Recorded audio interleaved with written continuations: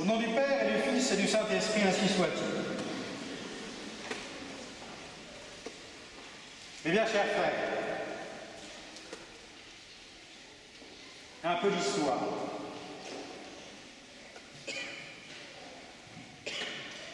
Le pape Pie IX, lorsqu'il s'est constitué prisonnier dans la cité du Vatican en 1870, suite à la prise de Rome par les armées de Garibaldi, ne put aller célébrer les offices qui, traditionnellement, étaient dévolus à la basilique Saint-Jean du Latran, sa cathédrale. Léon XIII, Saint-Pédis, Pie XI firent de même, et Benoît XV firent de même, ils ne purent aller célébrer eux-mêmes les offices. Le pape ne sortait plus de la cité du Vatican. La bénédiction Urbi et Orbi n'était plus donnée à la fenêtre du pape, car il ne paraissait plus en public, elle était donnée dans la basilique Saint-Pierre. Vous imaginez la tristesse que c'était, car des offices très importants avaient lieu en dehors de Saint-Pierre de Rome. Songez donc à la nuit de Noël, la messe a toujours lieu à Sainte-Marie Majeure, du fait que la relique de la crèche s'y trouve. Mais à Saint-Jean du Latran, la cathédrale même du pape, les offices du mercredi des Cendres, du dimanche des Rameaux, du jeudi saint, la veillée pascale, et bon nombre d'offices majeurs avaient lieu à Saint-Jean du Latran. Et personne ne peut célébrer sur l'autel du pape dans sa propre cathédrale au Latran. Saint-Pédis fit une exception en permettant qu'un cardinal le remplaçât à Saint-Jean du Latran. Pie XI fit de même par 2 fois. Et vous comprenez ainsi mieux cette volonté de reconquête des souverains pontifes de pouvoir à nouveau sortir de Saint-Pierre de Rome et célébrer dans leur basilique les accords du Latran qui mirent fin à cette situation, qui furent signés entre Pie XI et le chef de l'État italien dans les années 20, furent signés justement au Latran comme signe de cette reconquête. Pourquoi commencer par cette page d'histoire, mes bien chers frères? C'est que nous avons à travers ces épisodes, et non seulement à travers cet épisode historique, mais également en raison de l'épître de ce jour, tiré de l'Apocalypse, une invitation à considérer le ciel et quelle doit être notre ardeur dans la quête et la poursuite du ciel. Nous devons déployer autant d'énergie à obtenir ce but que les souverains pontifes en ont déployé pour retourner dans leur patrie, Saint-Jean du Latran, car telle est notre patrie pour l'éternité, le ciel. Cela tombe bien, mes bien chers frères, car nous sommes au mois de novembre, un mois où, généralement, nous sommes invités à méditer sur les fins dernières. On vous a sans doute, les années précédentes, entretenu de la mort, du jugement, du purgatoire, voire même de l'enfer. Mais ne gagnerait-on pas plus à méditer sur le ciel? Car c'est ce à quoi nous sommes prédestinés. Dieu veut que tous les hommes soient sauvés et parviennent à la connaissance de la vérité, nous dit saint Paul. Nous aurons donc l'occasion, au cours de ce sermon, de méditer sur la nature même de ce bonheur qui nous est promis pour en tirer les conséquences qui s'imposent. L'Écriture sainte, évidemment, nous parle du ciel. Mais il est étonnant de constater que l'Ancien Testament le fait très peu. Songez donc, dans tout le Pentateuque, à savoir les 5 premiers livres de la Bible, les livres fondamentaux pour les Juifs, le ciel n'est quasiment jamais évoqué. Lorsqu'Abraham meurt, la seule récompense qui est évoquée pour Abraham, c'est, je cite, qu'il fut réuni à son peuple. Et le Pentateuque dit exactement la même chose pour Moïse. Lorsque Moïse meurt, la seule mention qui est faite pour Moïse, c'est qu'il fut réuni à son peuple. D'ailleurs, à cette époque-là, on parlait du Sheol, le séjour des morts. Et si, effectivement, on était conscient que les justes ne vivaient pas par-delà le voile de la mort de la même façon que les impies, il n'y avait pas plus de détails que cela qui était donné. Il faut attendre les prophètes pour avoir quelques éléments dans l'Ancien Testament plus croustillant, qui nous donne envie de quêter ce ciel et ce bonheur éternel. Les citations ne sont pas nombreuses, je ne vous en donnerai que deux, et d'ailleurs elles sont presque exhaustives. Isaïe, les cieux et la terre seront renouvelés, et la joie des élus sera éternelle. Et Daniel, quant à lui, nous livre les paroles suivantes. Les saints du Très-Haut recevront le royaume, ils le posséderont à jamais pour une éternité d'éternité. À n'en pas douter, c'est David qui, dans ces psaumes, dans l'Ancien Testament, est le plus précis. Vous allez voir que cela n'a rien à voir avec la précision du Nouveau Testament. En effet, David nous livre en plusieurs endroits des éléments instructifs sur ce qui nous attend dans le bonheur éternel. Au psaume 10, le Seigneur est juste, il aime sa justice. Les hommes droits contempleront sa face. Et ailleurs, au psaume 16, il dit, pour moi, dans mon innocence, je serai devant toi, et mes désirs seront assouvis lorsque ta gloire apparaîtra. Cela est étonnant que l'Ancien Testament, considérablement plus volumineux que le Nouveau, ne parle pas plus précisément du ciel. Et au final, est-ce tellement étonnant lorsqu'à ce moment-là même, les portes du paradis étaient fermées? Tout l'Ancien Testament, en revanche, ne vise qu'une chose, à préparer à la venue de notre Seigneur Jésus-Christ, qui lui seul fondera cette nouvelle alliance et nous parlera du royaume des cieux, à savoir ce bonheur éternel, anticipé ici-bas dans l'Église et la vie de la grâce, et consommé dans l'éternité dans la vision face à face. C'est ainsi que notre Seigneur Jésus-Christ, à de nombreuses reprises, donne à ses apôtres à considérer ce qui se passera après la mort. Il parle du royaume des cieux, certes, mais également du jugement et du jugement général, avec les réprouvés d'un côté et les sauvés. Venez les bénis de mon Père. La parabole des talents également nous livre un enseignement instructif. Lorsque le bon serviteur, celui qui a fait fructifier les talents, se voit gratifié de cette parole du Maître, entre dans la joie de ton Maître. Et notre Seigneur Jésus-Christ nous apporte des précisions nombreuses. Songez donc, lorsqu'on nous pose des questions sur le mariage, de qui cette femme qui a eu plusieurs maris sera-t-elle l'épouse dans l'éternité? Notre Seigneur est un peu las de ces questions, car ils n'ont rien compris à la nature du bonheur éternel. Voyons donc, vous n'avez pas compris qu'au ciel nous serons comme les anges? Il n'y aura plus ni de mari ni de femme. Et pour cause, il n'y aura plus de corps. Et notre Seigneur apporte d'autres éléments fort instructifs. Par exemple, ne dit-il pas que ceux qui ont le cœur pur verront Dieu? Et cela est repris dans les béatitudes que nous avons eu le 1er novembre dernier. Bienheureux les cœurs purs, car ils verront Dieu. Et ailleurs, notre Seigneur dit qu'ils seront semblables aux anges qui voient la face du Père. Saint Paul va dans le même sens, nous apportant à la fois des éléments qui permettent de mieux saisir en quoi consistera ce bonheur éternel et de voir qu'il n'est réservé qu'aux justes, à ceux qui se sont rendus dignes de Dieu. La charité, dit-il dans son hymne à la charité avec aux Corinthiens, durera éternellement. Maintenant, nous voyons Dieu dans un miroir, d'une manière obscure, mais alors, nous le verrons face à face. Aujourd'hui, je le connais en partie, mais alors, je le connaîtrai comme je suis connu. Et ailleurs, saint Paul de dire que chacun recevra sa récompense selon son propre travail.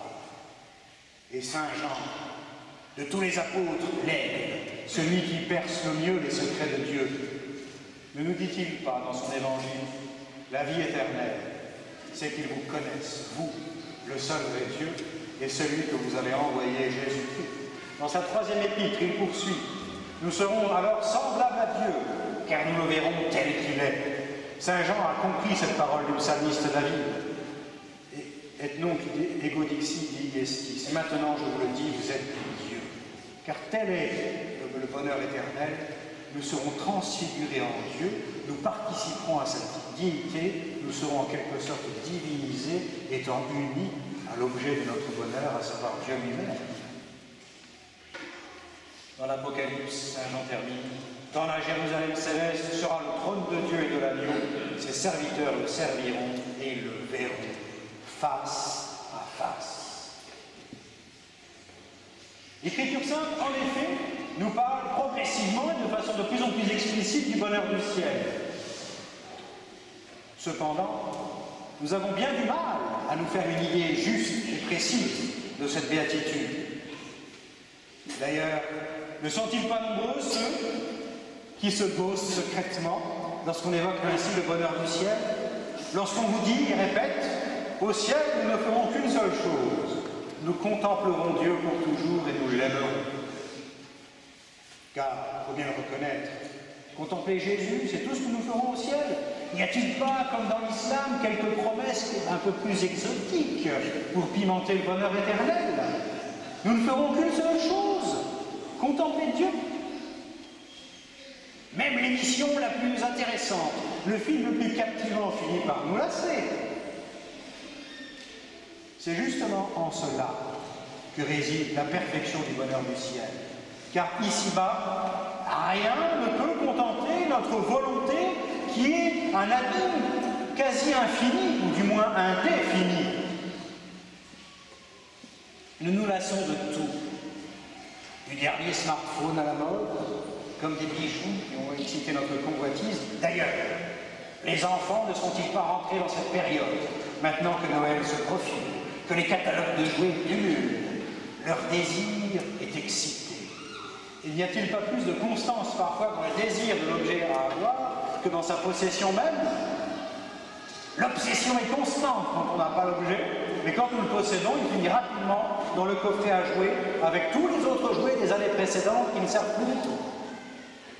Car rien, ici-bas, ne nous satisfait et nous passons toujours à autre chose. À l'inverse de Dieu qui est le bien parfait, lui seul est capable de contenter cet abîme de notre volonté indéfinie et de nous satisfaire pleinement, de sorte que le possédant, nous ne désirions rien d'autre. Même Picsou n'est pas contenté de sa richesse car il en veut toujours plus. Oui, les biens d'ici-bas ne peuvent nous contenter pleinement. De surcroît, nous ne sommes jamais vraiment heureux ici-bas, alors même que nous possédons ce que nous aimons le plus, car la simple idée, la crainte de perdre ce que nous aimons, nous plonge déjà dans les affres du tourment. Tout le monde aime être en vacances. Le simple fait de penser que les vacances vont avoir un terme, et d'ailleurs qu'il ne reste plus que tant de jours, et bien les vacances sont fichues. Le bonheur d'être avec l'être aimé, d'être avec ses enfants, la simple perte d'imaginer que nous puissions ne plus être avec eux, qu'ils puissent nous être ôtés et être appelés à Dieu, nous plonge déjà dans la tristesse alors même qu'ils sont là. Car rien ne peut nous contenter pleinement ici-bas, et de plus, aucun bien ne dure indéfiniment ici-bas. Seul Dieu, dans son éternité, peut ainsi nous contenter pleinement. Nous le savons théoriquement. Et cependant, nous sommes comme beaucoup d'abrutis d'adolescents, incapables de comprendre le discours des adultes. Oui, n'est-ce pas la sérénade que les adultes sifflent en permanence à leurs enfants? Mais sois raisonnable. Ne te laisse pas aller à cette amourette passagère, tu verras, c'est pas cela le véritable amour. Ou alors, qu'as-tu à vouloir uniquement posséder cet objet? Tu verras, ça passera, tes goûts vont s'affiner, ton jean ample et tes Nike, ça passe. Et l'adolescent, tant qu'il n'a pas fait l'expérience, n'écoute pas les adultes. Bien souvent, hélas, heureux les parents qui sont écoutés par leurs enfants. Et le simple fait que les adultes promettent une autre félicité plus tard, lorsqu'ils seront adultes, devrait suffire aux adolescents, mais hélas, ce n'est pas toujours le cas. Ils veulent faire leurs expériences de futilité passagère. Et nous sommes tous en fait comme cela. Car n'est-ce pas ce paradoxe, ce côté stupide et dramatique du péché, alors même que nous savons qu'une béatitude éternelle, parfaite, nous est promise, à condition que nous soyons fidèles à Dieu, nous nous portons vers le péché, nous nous laissons séduire par toutes les sirènes du temps présent. Alors même que nous devrions avoir le regard purement et uniquement tourné vers le ciel. Nous sommes tels ces adolescents, irréfléchis et irresponsables. Il faut en effet en permanence méditer sur le ciel si nous voulons vivre pleinement ici-bas à l'aune de l'éternité. Cette méditation du bonheur éternel, de cette joie que le bon Dieu nous prédispose, nous pousse tout d'abord dans la confusion. Qu'est-ce que le bon Dieu a gagné? Il n'y a rien. Ça ne le rendra pas plus heureux que nous soyons sauvés, car le bon Dieu est déjà parfaitement heureux. Songez donc à cela, mes bien chers frères, la prochaine fois que l'exercice de la volonté de Dieu, que la fidélité au Seigneur, dans ce cas de tout temps, commencera à vous saisir. À quoi bon? Pourquoi ne pas céder? Après tout, j'irai me confesser. Mais le Seigneur n'a rien à gagner à ce que vous soyez fidèles. Il veut uniquement nous gratifier.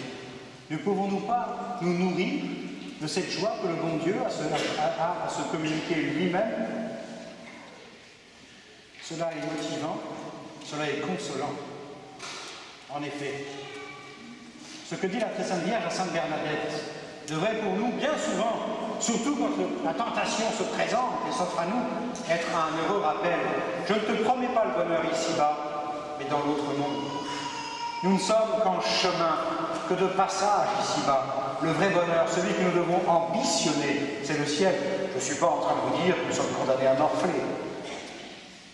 Mais il faut que nous comprenions que nous sommes appelés à beaucoup plus que cela, et il faut que nous l'ayons en permanence sous les yeux. Cela est consolant face à toutes les vicissitudes et les affamés que nous pouvons subir au quotidien. Tout cela en vaut la peine, car la récompense est Dieu même. Cela est consolant quand nous prenons en compte ceux qui nous ont quittés. Ils nous sont toujours trop rapidement, trop hâtivement enlevés. Lorsque nous comprenons cette félicité à laquelle le bon Dieu nous appelle, que nous espérons pour nos proches disparus, n'y a-t-il pas là un sujet de consolation pour nous de se dire qu'au final, ils sont sans doute plus heureux avec le bon Dieu s'ils étaient restés avec nous, et que s'ils n'y sont pas encore, nous pouvons leur apporter quelque chose, plutôt que d'être dans une dynamique de vouloir les avoir auprès de nous et pour nous, nous pouvons leur donner encore quelque chose par nos suffrages, par nos prières, pour qu'ils rentrent en possession de ce bonheur. Et cela est consolant. Cela, mes bien chers frères, est enfin une invitation à développer un peu plus la vie de prière. Oui, tout dans le monde milite contre la vie intérieure. Et à quoi bon perdre du temps à prier? Comment ça? Une perte de temps que de prier? N'est-ce pas au final un entraînement à ce qui fera l'objet de notre félicité pour l'éternité, ce face-à-face avec le Seigneur, cette relation personnelle avec le bien-aimé à laquelle nous sommes appelés? Nous la commençons dès ici-bas dans la vie de prière. La prière trouve alors tout son sens comme une anticipation d'éternité.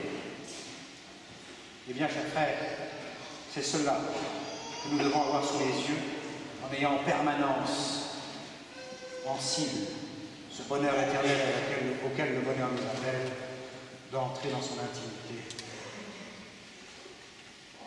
La vie éternelle, c'est qu'ils vous connaissent, vous, le seul vrai Dieu, et celui que vous avez envoyé, Jésus-Christ. Bien, chers frères, tâchez d'en faire bon usage, ainsi soit. Au nom du Père et du Fils et du Saint-Esprit, ainsi soit.